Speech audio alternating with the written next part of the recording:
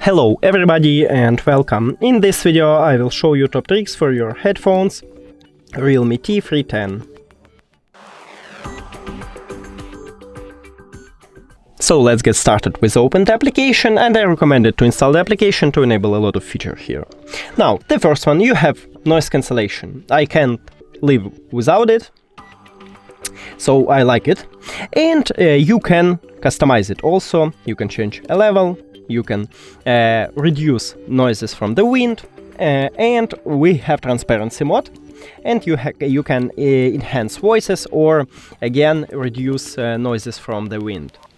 The next one, you have dynamic audio, and more of that, of course, you can customize it.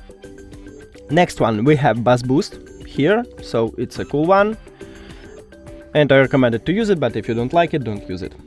Next one, we have spatial audio, so again, cool, in the application, we can enable it.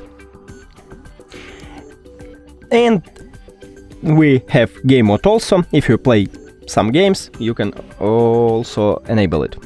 And the last one, that these headphones have dual connection, so you can connect two devices to your headphones without disconnecting or unpairing.